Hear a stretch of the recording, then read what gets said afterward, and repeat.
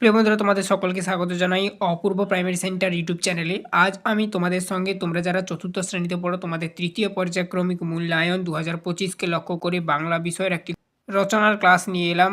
বিষয়টি হচ্ছে বই। এই সম্পর্কে তোমাদের লিখতে দেয়, ঠিক আছে? তো দেখে নাও, এটা কিন্তু পয়েন্ট আকারে লেখা যায়, 7-8টা পয়েন্ট করে করে থরলি।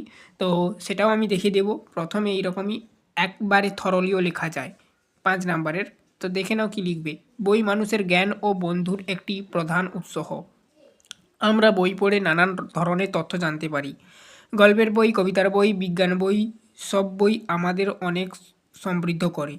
বই পড়লে ভাষা সুন্দর হয়, মনোযোগ বাড়ে এবং নতুন জিনিসের শেখা যায়, মানে নতুন নতুন জিনিস শেখা যায়। প্রতিদিন একটু সময় করে বই পড়া খুব ভালো অভ্যাস। ছুটির সময় বা স্কুলে পড়ে আমরা বই নিয়ে বসতে পারি। বই আমাদের কল্পনার জগতে নিয়ে যায় এবং ভালো মানুষ হতে সাহায্য করে।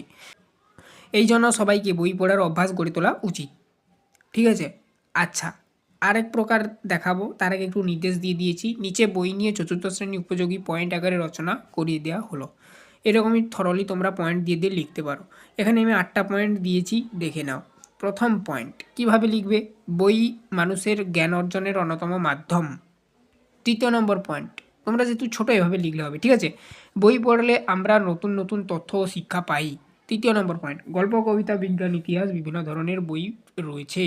চতুর্থ নম্বর পয়েন্ট, বই আমাদের কল্পনা শক্তি বাড়ায় এবং মন ভালো করে। তোমরা দেখেছো তৃতীয় শ্রেণীতে রচনাগুলো লিখতে দিলে 3 লাইন, 4 লাইন, 5 লাইন এরকম করে উল্লেখ থাকে না? আশা করি দেখেছো তৃতীয় শ্রেণীতে যখন ছিলে। সেই রকমই টাইপের এটাও তোমরা চতুর্থ শ্রেণীতে লিখতে পারো। বই আমাদের কল্পনা শক্তি বাড়ায় এবং মন ভালো করে।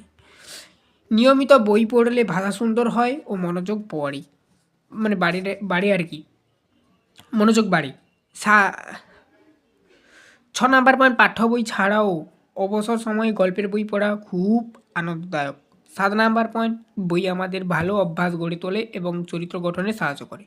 8 নম্বর পয়েন্ট তথা শেষ পয়েন্ট, যেহেতু তোমাদের 5 নাম্বারে লিখতে দিবে, 5-এর অধিক পয়েন্ট এখানে তোমরা দেখতে পাচ্ছ। তাই সবার উচিত প্রতিদিন কিছু সময় বই পড়া, এটাই লিখবে।